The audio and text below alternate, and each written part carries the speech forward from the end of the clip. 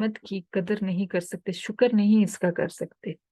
اتنی بڑی ذات جس کے سامنے ہم ایک ذرے ریت کے ایک ذرے سے بھی کم حیثیت رکھتے ہیں،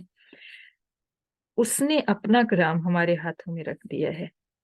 تو مشرک کیا کہتے تھے اس بارے میں کہ یہ نبی نے خود بنا لی ہیں، نبی کی بنائی ہوئی کہانیاں ہیں، یہ پچھلے لوگوں کی کہانیاں ہمیں سناتا رہتا ہے۔ اللہ تعالیٰ فرماتے ہیں قرآن کی یہ شان ہی نہیں ہے کہ کوئی اس کو گھڑ سکے، ولیکن تصدیق الذی بین یدیہ، لیکن یہ اپنے سے پہلے آنے والی کتابوں کی تصدیق کرتا ہے، وہ تفصیل الکتاب، اور کتاب کی تفصیل ہے، یعنی تفصیلی کتاب ہے یہ، اس کے اندر ہر چیز تفصیل سے بیان کی گئی ہے، لا ریب فیہ، جس میں کوئی شک نہیں، من رب العالمین، یہ تمام جہانوں کے رب اللہ تعالی کی طرف سے نازل کردہ ہے۔ ام یقولون افتراہ، کیا یہ کہتے ہیں کہ نبی نے خود گھڑ لیا ہے؟ قل فأتوا بسورۃ مثلہ وادعوا من استطعتم، اللہ تعالیٰ فرماتے ہیں ان سے کہو کہ اگر میں نے گھڑ لیا ہے تو تم بھی ایک صورت بنا کے لے آؤ، اگر تم طاقت رکھو تو جس جس کو چاہتے ہو ان کو بلا لو، من دون اللہ، اللہ کو چھوڑ کر اس کو بنانے میں، قرآن جیسی ایک صورت بنانے کے لیے جس جس کو تم بلانے کی طاقت رکھتے ہو بلا لو، جنوں میں سے، انسانوں میں سے،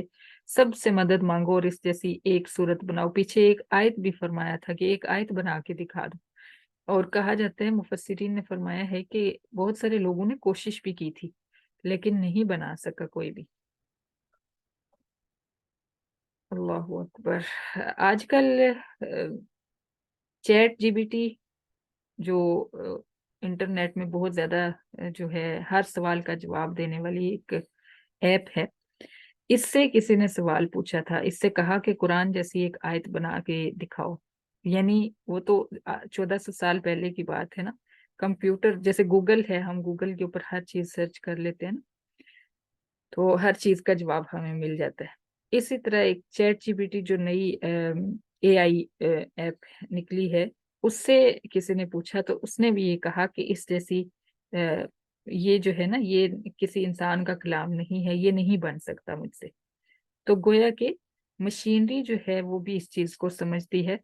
کہ یہ ناممکن ہے۔ سبحان اللہ۔ تو یہ اللہ تعالیٰ نے جب پہلے سے ہی بتا دیا ہے ہمیں قرآن پاک میں کہ ایسا کوئی نہیں کچھ کر سکتا، تو پھر چاہے قیامت تک کی کوئی نئی سے نئی جو ٹیکنالوجیز ہیں کوئی بھی آ جائے تو یہ برحق ہے کہ کوئی نہیں بنا سکتا۔ اچھا جی، بل کذبوا بما لم یحیطوا بعلمہ ولما یأتیہم تأویلہ، اللہ تعالیٰ فرماتے ہیں کہ بلکہ حقیقت یہ ہے کہ انہوں نے اس قرآن مجید کے علم کا احاطہ ہی نہیں کیا، اور قرآن کی حقیقت ان تک پہنچی ہی نہیں، یعنی ان کو اندازہ ہی نہیں، یہ قرآن جیسی آیت بنائیں گے کیسے، قرآن جیسی صورت کیسے بنائیں گے، جبکہ ان کو معلوم ہی نہیں ہے کہ قرآن کا علم ہے کیا، قرآن حقیقت میں ہے کیا۔ اس کے بارے میں آپ کو اپنا تجربہ بتاؤں تو جب میں نے پڑھنا شروع کیا تو مجھے کتنے سال تک قرآن سمجھ ہی نہیں آتا تھا، مطلب آپ سمجھے کہ میرے اوپر سے گزر جاتا تھا، مجھے سمجھ نہیں آتی تھی کہ یہ کیا بات ہو رہی ہے، یہ کیسا کلام ہے، یہ کس مطلب انداز گفتگو کیا ہے، بالکل سمجھ نہیں آتا تھا۔ آپ لوگ تو ماشاءاللہ سے اللہ تعالیٰ کا آپ کے اوپر بڑا کرم ہے کہ آپ لوگ پہلی دفعہ میں ہی اتنا اچھا پڑھ رہے ہو، پہلی دفعہ میں ہی آپ اتنے فہم سے پڑھتے ہو، لیکن میں پہلی دفعہ میں فہم سے نہیں پڑھ سکی تھی، بلکہ کتنے سال فہم سے نہیں پڑھ سکی تھی۔ جب بھی کلاس ہوتی میرے اوپر سے گزرتا رہتا، یہ پتہ نہیں کیا چیز ہے، کیا انداز ہے، کہاں سے کہاں جڑ جاتا ہے، کیا ہوتا ہے، کچھ سمجھ نہیں آتی تھی۔ اس کی ایک ریزن یہ بھی تھی کہ ہمارے پاس قرآن کا ٹائم بہت شارٹ ہوتا تھا، اور ہمارے پاس ریکارڈنگ جیسی کوئی سہولت نہیں ہوتی تھی کہ ریکارڈنگ سن لیں گے، بس ایک دفعہ ٹیچر نے پڑھ کے سنانا ہے تو اس میں ہی جو کچھ سمجھ آنی ہے آنی ہے، بعد میں ہم نہیں اس کو دہرا سکتے تھے۔ اور دوسری ریزن جو سب سے پہلی ریزن ہے بلکہ وہ یہی ہے کہ یہ کلام اللہ ایسا نہیں ہے، اتنا ہلکا نہیں کہ یہ پہلی دفعہ سمجھ آ جائے، اس کے لیے پوری طرح سے اپنے آپ کو اندر سے بدلنا پڑتا ہے، انسان کو پورا اس کے اندر ڈوبنا پڑتا ہے کہ یہ کیا چیز ہے، ایک یہ الگ دنیا ہے، باقی دنیا سے ہٹ کے یہ ایک الگ دنیا ہے، اس کے اندر پوری طرح سے اپنے آپ کو ڈبونا پڑتا ہے، اس کے بعد اس کی سمجھ آنی شروع ہوتی ہے۔ لیکن پھر جب اس کی سمجھ آنے لگ جاتی ہے، پھر جب قرآن آپ کے ساتھ دوستی کر لیتا ہے، تو پھر آپ کو دنیا کی کوئی نعمت یہ لذت نہیں دے سکتی جو قرآن کو سمجھنے میں ملتی ہے آپ کو۔ تو اس لیے آپ ایک دفعہ پڑھ کے یہ نہ سمجھیں کہ آپ کو سب آ گیا ہے، سند بھی مل جائے، ٹھیک ہے ہمیں سند مل گئی، ہم نے ترجمہ پڑھ لیا، ایسا نہیں ہوتا۔ اب کتنے سال ہو گئے مجھے، تقریباً 12-13 سال ہو گئے ہیں۔ اس دفعہ جو مجھے سمجھ آ رہی ہے نا، وہ پچھلے سال بھی نہیں آئی تھی، اور مجھے امید ہے کہ اگلے سال جو سمجھ آئے گی وہ اس سال بھی نہیں آ رہی ہوگی۔ تو یہ قرآن کی تاثیر ہے، اس کی حقیقت تک کوئی پہنچ ہی نہیں سکا۔ اور پھر کافر تو اس کی سطح پہ بھی نہیں پہنچ سکتے۔ کافروں کو تو اس کی بالکل الف بے بھی کہتے ہیں نا، جس کو سمجھ نہیں آتی، ان کی یہ حالت ہوتی ہے۔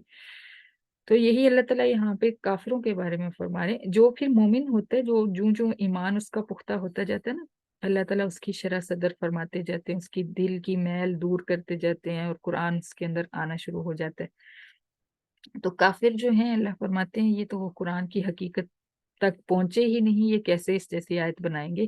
کذالک کذب الذین من قبلہم، پھر آپ صلی اللہ علیہ وسلم کو تسلی دی کہ یہ صرف آپ کے ساتھ یہ معاملہ نہیں ہو رہا کہ لوگ آپ کو جھٹلا رہے ہیں، آپ سے پہلے بھی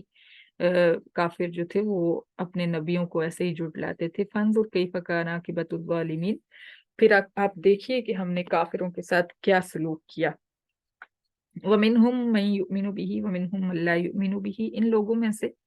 مکہ والوں میں سے وہ لوگ بھی ہوں گے جو اس پر ایمان لائیں گے، اور وہ بھی ہوں گے جو اس پر ایمان نہیں لائیں گے۔ وَرَبُّكَ أَعْلَمُ بِالْمُفْسِدِينَ، اور فسادیوں کو تیرا رب خوب جانتا ہے۔ اس سے یہ بتا دیا کہ سارے لوگ ایک جیسے نہیں ہوں گے، جو آپ کو سنیں گے ان میں سے کچھ مومن ہوں گے، کچھ بے دین ہوں گے۔ اس لیے آپ نے پریشان نہیں ہونا کہ میرے اسٹوڈنٹس، میرے طالب علم ایسے، یہ نہیں، یہ اللہ کی عطا ہوتی ہے، جس کو وہ چاہتا ہے دیتا ہے۔ وَإِن كَذَّبُوكَ فَقُل لِّي عَمَلِي وَلَكُمْ عَمَلُكُمْ، پھر آپ صلی اللہ علیہ وسلم کو دوبارہ سے تسلی دی، کیونکہ یہ آخری دور تھا مکہ کا، اور بہت زیادہ سختیاں بڑھ چکی تھیں، بائیکاٹ اور سوشل بائیکاٹ کر دیا تھا مکہ والوں نے، ظلم و ستم انتہا کو پہنچا ہوا تھا، کہ اتنا ظلم کیا کہ ان کو آخرکار ہجرت کرنی پڑی۔ تو اللہ تعالیٰ نے فرمایا کہ اگر آپ کو یہ جھٹلاتے ہیں، آپ صلی اللہ علیہ وسلم کو سب سے زیادہ تکلیف اس بات پہ ہوتی تھی کہ لوگ جھٹلاتے ہیں